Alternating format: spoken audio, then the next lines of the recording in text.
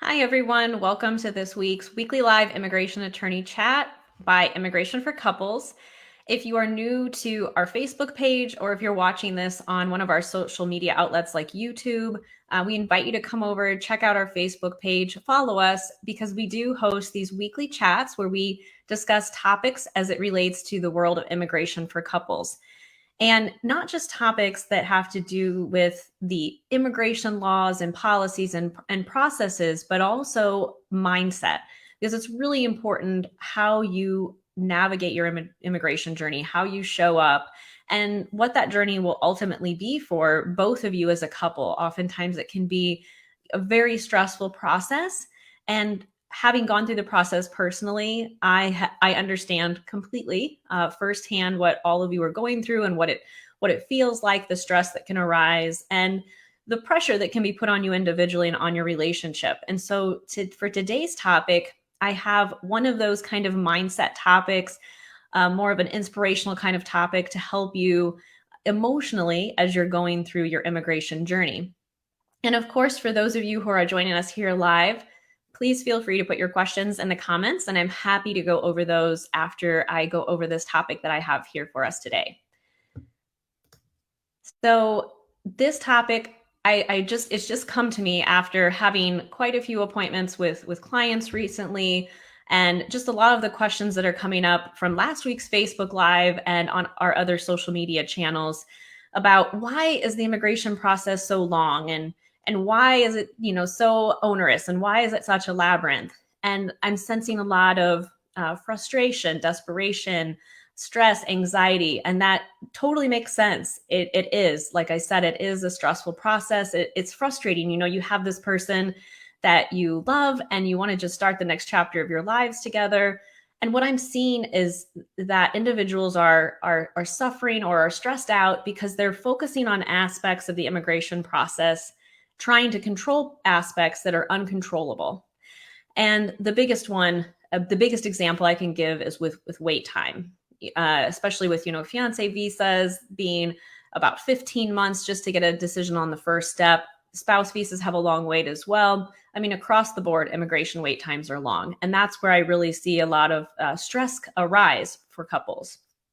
And so I wanted to go over this topic and help you maybe come to an awareness if this is maybe something you're experiencing and how to really work through this. And something that I did personally and I still practice in my day-to-day life, and so does my husband.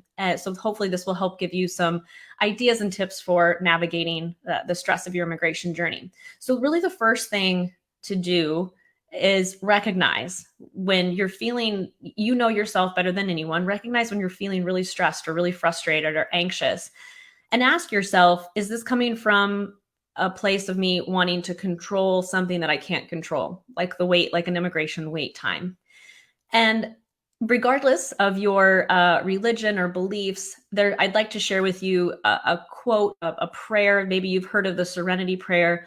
That God grant me the serenity to accept the things that I cannot change, the courage to change the things that I can, and the wisdom to know the difference. I think that is such a powerful quote, such a powerful prayer, because it really is, and it really does come down to step one, really recognizing, is this something that I can change, or is this one of those things that I can't? And having that awareness is really going to give you a lot of ability to navigate through those feelings with more clarity and with more strength. And so that takes me to my second step, is acceptance. So you recognize it and then you accept. Yes, unfortunately, the wait times are long, and I'm going to have to accept that it is what it is. But what can I do about that? What you can do, you can't go and just change the wait time. You can't wave a magic wand and make it be shorter. But what you can do is you can change how you experience that wait time, whatever those feelings that are rising, stress, frustration, anger, disappointment. You can choose how you want to react. And I know that seems easier said than done, but it really all does come down to, as humans, our power of choice. And so when I notice, and I'll share it from personally, when I notice feelings like this arising and I go through the recognize, accept, and then how can I change how I'm feeling? Usually just getting up and moving. will do a lot. I love to go on walks. My husband and I have puppies. We like to take them on walks. There's something about being around animals and being in nature that just really helps me to recenter. And so you can find whatever that thing is for you that will help you to change how you're reacting. And there's a book that I like called Loving What Is by Byron Katie. If you haven't read it, maybe that would be a book that you as a couple could read together. There's many books on dealing with stressful situations, but in the book, even if you don't want to read it, I'll tell you one of the most important parts is she says, if you're confronting something in your life that you can't control, or that you really just don't like how things are, and it's something that you cannot change, and you've accepted that, something that helps you to accept it and refocus your thoughts or the way that you're thinking about things is asking yourself, who would I be without this thought? So if you're thinking about immigration wait times, and like I said, having gone through the process personally, my husband and I, when we realized we were hyper focused on wait times and checking status online and how it was frustrating and how it felt unfair, we realized, who would we be without this thought of this isn't fair, this is stressful? If we got rid of that thought, we wouldn't feel like victims anymore. We could focus our energy on what mattered in our life, our families, each other, our hobbies, the things that really fulfill us and fuel us. It would be freedom.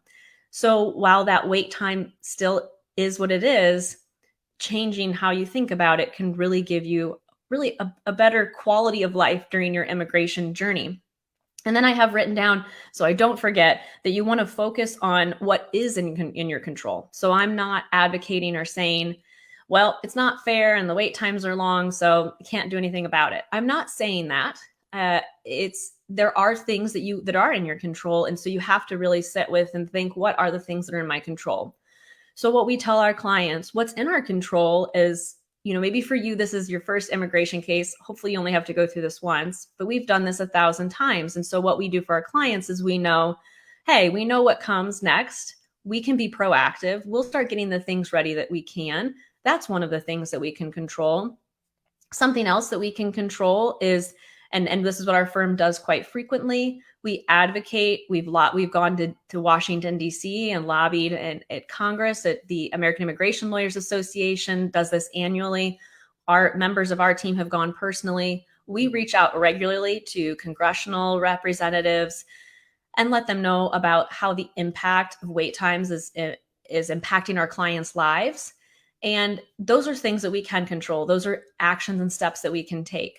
And in some instances, there are reasons that we can ask for an expedite based on certain health reasons. We've done that a lot for clients. And in some extreme circumstances, we look at, hey, this wait time has gotten to a point where there are other options here that are available to us. Sometimes we've had to file what's called a mandamus action to sue immigration to get the case moving forward.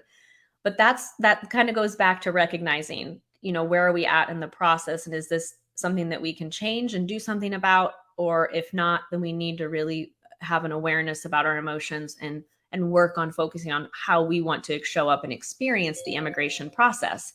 So I just want to make it clear that I'm not saying that we just, sit here and kind of twiddle our thumbs and do nothing.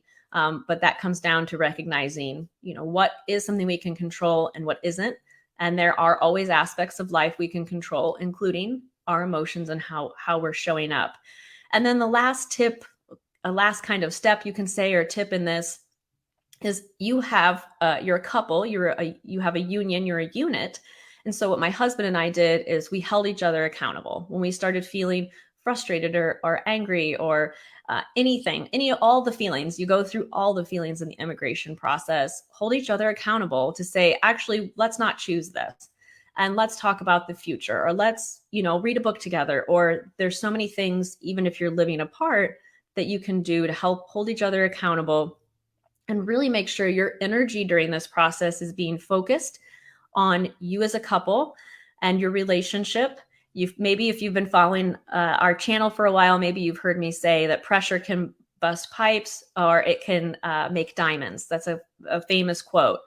And so let that pressure help you to be more resilient as an individual and as a couple, because I promise you, you'll come out the other side, not just with your green card, but also with a stronger relationship. And it always breaks my heart for the couples who don't make it through the process, that the stress really consumes them.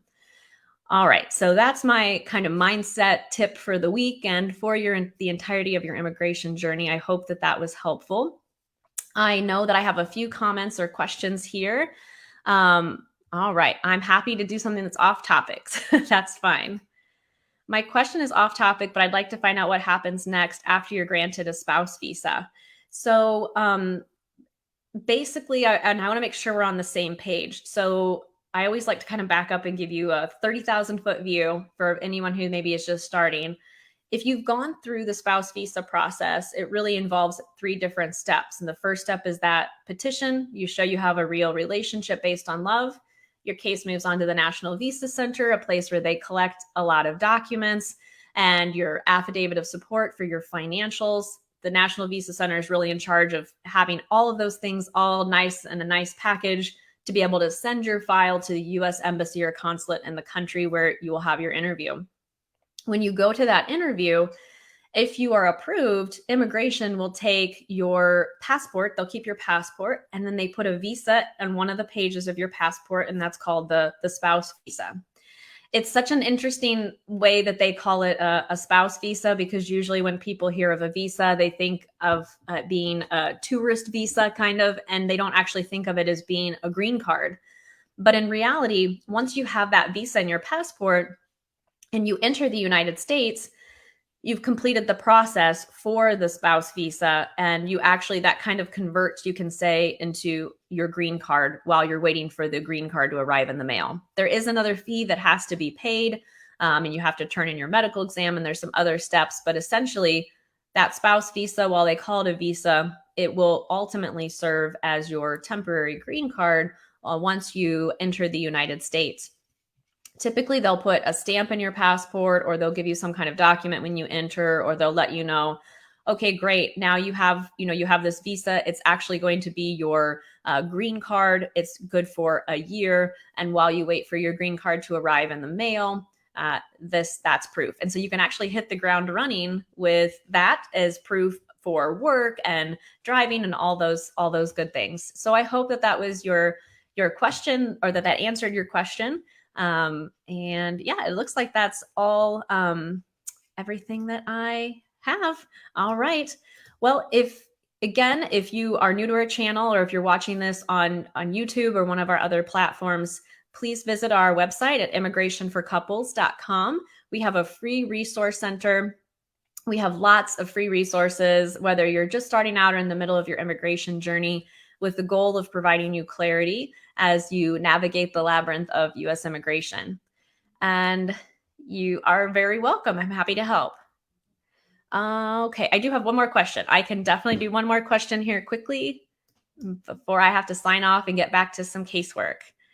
All right. So is it true? Hi, Cole. Thanks for being with us. So is it true all I-129F applications get processed at the California Service Center? My sponsor lives in Washington State, so her center would be Nebraska Service Center. So I guess you're probably asking because of wait times, but the service centers, typically most of the fiancé visas, regardless of where a person lives, they get sent to Dallas because that's a hub where then they send the applications out to service centers. Typically they're going to California, but what immigration does is that they base workload on, or rather they base where they send files to based on workloads at specific service centers. So we see that they'll change all the time. It really just depends on how many applications a particular service center has. And then we've seen that with the removal of conditions. For a while, everything was going to California. And then they decided that center was too inundated. And then they started moving applications to Texas. So for a large part, yes, we are seeing most of them going to California, but that's really a fluid situation that can really change. But in terms of, because of the processing times that you noticed is what you're saying, Cole. Yeah. So really, regardless of the service center that posted estimated time. It really holds true. We've seen most clients at about 15 months currently. Some unicorns that'll get a decision in less time. But regardless of service center, that's really what we're seeing. So hopefully that helps answer your question. Okay, I have one more. I can't help myself. I know I said that Cole's question was the last one. You're very welcome, Cole. Okay, so this will be the last one for real. And if anybody else has other questions, we can definitely address them at the next Facebook Live. So you're approved for the K1 visa, but for 50 days, no news from the National Visa Center. In case, okay, I give birth in my country, what is that will happen? Okay, so basically, I think, and correct me if I'm wrong, but if you are saying you were approved for the K1 fiance visa, but you haven't heard from the National Visa Center, what I think actually is going on, and definitely if you have an immigration attorney, you need to speak with them. Understand that I'm just giving you some general advice, some general information, but it sounds like maybe your petition was approved. So the petition is that very first application that you send to immigration. And that is the part of the application process where you're proving to immigration you have a real relationship based on love, you have an intention to get married. So when that is approved, that's actually not the visa, that's the approval of that petition. Then that case will move on to the National Visa Center, and then you'll have an interview. And once you have your interview, that's when you actually would have the opportunity to receive the fiance visa. So I think that's what's happening. But if you are currently pregnant, congratulations, that's exciting. We, in some cases, depending on the pregnancy, we have asked for an expedite request to be able to have an individual be able to come sooner. I will tell you that those are difficult to obtain, and it really has to be a life or death situation, which I really hope that is not the pregnancy that you are having. And if you are, please feel free to reach out to our firm and schedule an appointment and we can discuss that. Or if you have an immigration attorney, definitely speak with them about whether or not that's possible.